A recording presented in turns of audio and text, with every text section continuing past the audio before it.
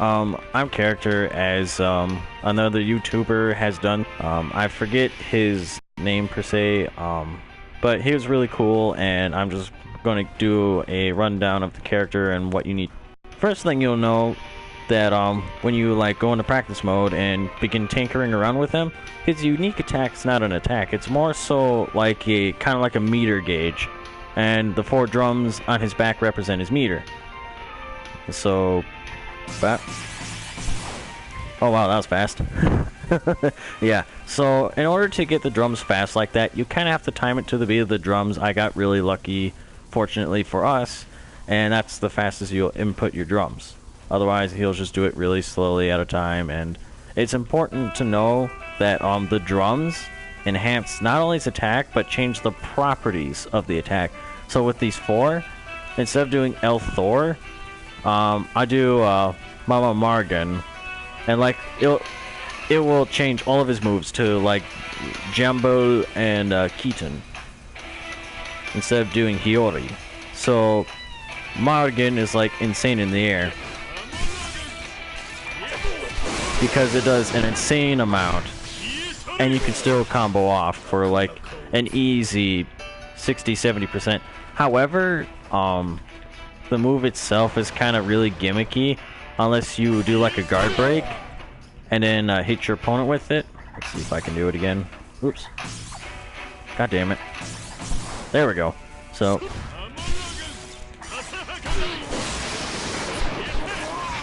yeah, so it'll do about the same damage, but it would be a guaranteed 60% instead of like the kind of risk it for the biscuit 70. But the reason why I'm jumping is because when you jump, it decreases the cooldown time to and the recovery to use your Elthor. So that's why you can do 2 of them when you jump, but not when you're doing it that way. Or it's more reliable. See how much faster that is? That, or you can do... Oopsies. Yeah, like you can send one immediately out after you jump in. But Keaton is probably the worst one if it's not charged up.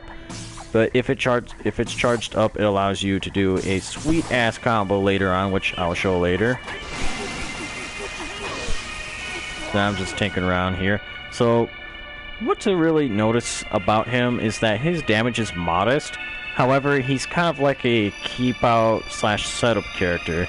So he's stronger in the keep out game than he is like actually doing physical damage up close. He does have the necessary tools, however, to like combat Luffy. So yeah, he's really good against Luffy in a sense where he can just keep hitting him out of his moves, because he actually is faster than Luffy. So that's good to know. His heavy guard break is a little deceptive. He throws his rod in the air as a distraction, and then the move comes out a little after. I usually don't do this unless I know that for a fact that they're going to wake up in front of me, and then I'll just rip it just to see if they'll wake up into it and don't press buttons. Because if they wake up and guard, it's really good. But other than that, I don't really use it that often. His light guard break is the same deal. Like, it's good to like to do like 1 or 2 and then that, to see if they'll sidestep it. If they do, then save off for later on doing it. But it does have some decent range that it can poke the opponent quite a bit of ways. I mean, after all, he is fisting you with his giant dildo here, so the shiny dildo hit you. So, other than that, his dash attack is pretty good as a distance, like any other dash attack in the game, for the most part. It's not as far-reaching as Joju's, excuse me. However, you can at least do like if it hits far enough, and then you can follow up with like a Hiyori or Jumbo, that, or even that, or you can teleport behind them. Ah, fuck, let me do it. And do that if you just want like a guaranteed kill. Or Now you can do that. You can do a number of things. The nice thing to know about some of his supers, the glum paddling is unity chainable, so that's pretty cool too. So let me take it back out. The Hino is not taggable, nor is the Althor. The only one really that's unity chainable in terms of his supers is his glum paddling. So that's pretty important to know. Of course, like any other guard break, it's unity chainable, so. But more so in the sense where they swap out. I keep dropping it. God damn it. So you can do like bap bap. And like follow up with Kizaru. He fell up because I did too many heavy hits. So yeah, that's pretty cool. And then I don't think you can unity chain that. Nope. His area attack is pretty bad. The only real incentive it has is making the opponent double over. But even then, you can't really combo off it, so it's fairly shitty. So he only has one unique attack, beating the drums. God damn it. See if I can get it.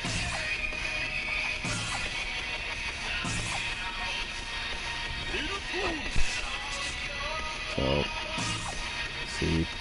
Bop. There we go. It's really deceptive sometimes because you actually have to watch it. Like, hold on. There we go. Sometimes I get 3, sometimes I get 2. That seems to be my average. Like at the very start of the stream, I was like super lucky. So, here's a little setup you can do for ultimate. His ultimate is a transformation. Here, let me do this. Where he transforms, and then your basic attacks become your supers. Well, your supers become your basic attacks, excuse me.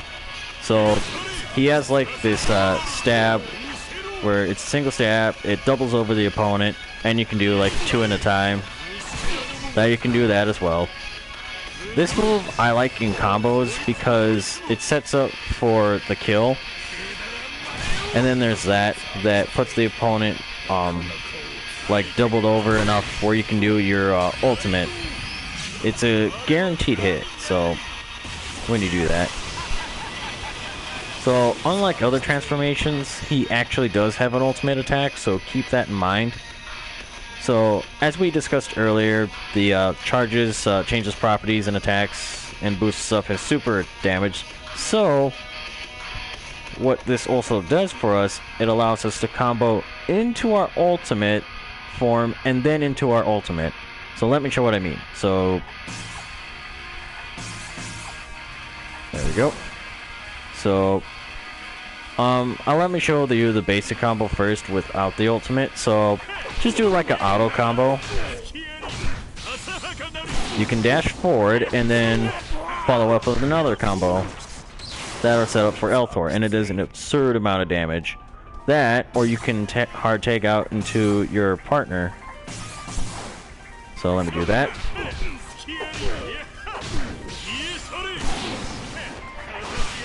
God damn it. Alright, let me try again.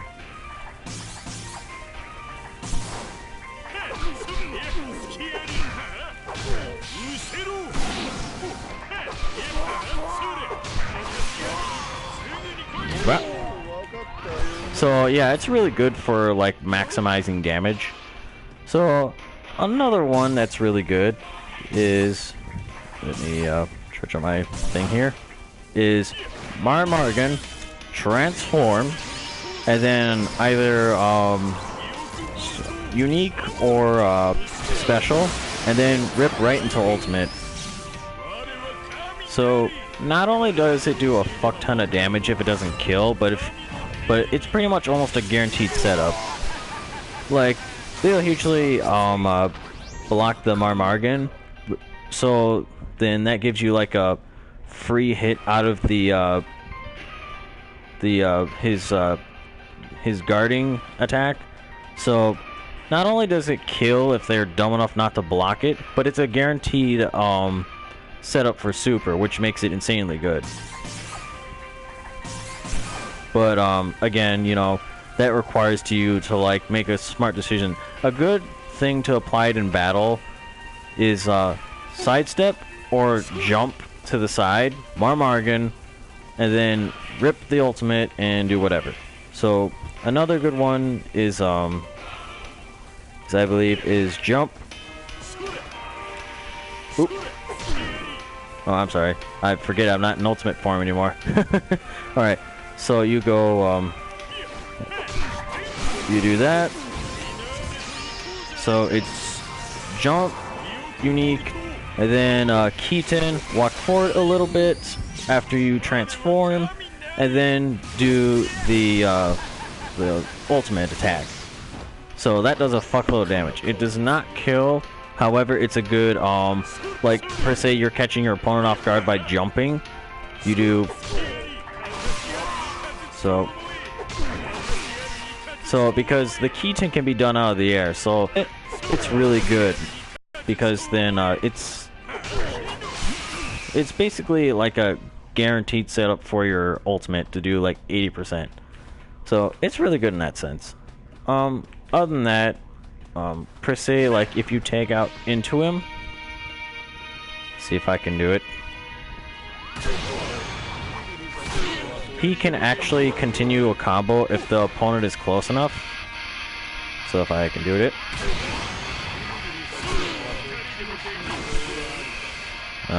Maybe I'm just doing the wrong one again. Because I know he can combo off with one of his supers. So, yeah, that's good in a sense. What's really nice about it too is that if he tags in, it's pretty much a guaranteed setup for your unique attack. Like if I was actually like a halfway decent eneru player, then I would have had all 4 charges by then. Which makes that his unity attack really, really good. So if Eneru's on your team, I would suggest probably swapping into him if you want like if you have like full burning meter, because that or close to it, because then he can get rack up some points really damn close. But other than that, he's really good. Just a little gimmicky.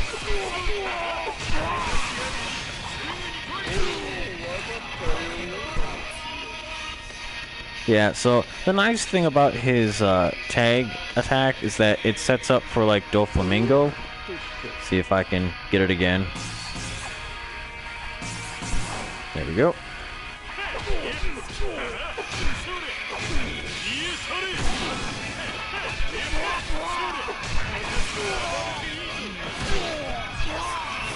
Oh, but they double over anyway. So, but still, like, if Doflamingo's on your team, he's really good for setting him up to do his, like, really, really dirty stuff. Because then, you could follow up with a guard break attack as they double over, because it takes so damn long anyways to charge. He's really good for, like, Eneru's swap out attack is really good for setting up for his heavy guard breaks. But, a thing to keep in mind while you're transformed is that you are super slow. Like, you are not the fastest thing on the planet. Like, you may catch up to them, but any character that has, like, special movement, and a good one, will always outrun you. So, yeah, it's terrible in that sense. So, keep that in mind. But, other than that, yeah, the only way you would hit him raw out of the ultimate form is that if he did the circle attack. So, let me set up here again. Oh, come on. My boy, please. Thank you. So, just remember, do a jump Marmargan, so that way you have time to actually transform, because it might go off prematurely. Yeah, the way the patch worked is that you no longer can do, while in the transform state, triangle and then circle, because the opponent doubles over now. So you have to do the triangle if you want to, like, if you think you can kill them. But otherwise you can always do the circle one too. Your opponent might double over. Let me check real quick. There we go. So, Morgan, transform. Let's see if that circle attack hits.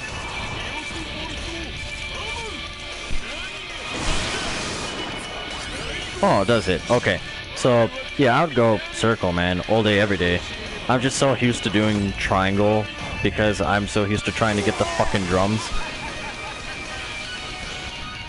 But, like, if your opponent's guarding, if you notice them guard, then do circle, but if they're not going to guard the hit at all, then, yeah, it's best to do triangle instead.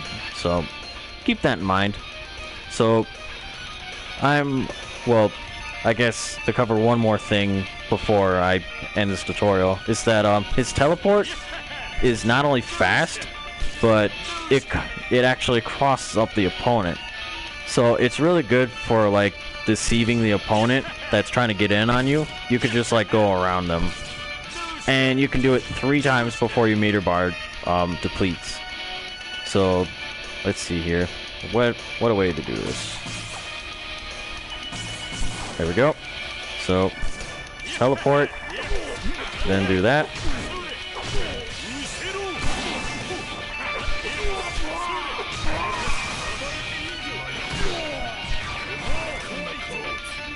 Yeah, so that's good in that sense. So other than that, I hope you enjoyed the eneru tutorial, and I'll be covering Kizoru next.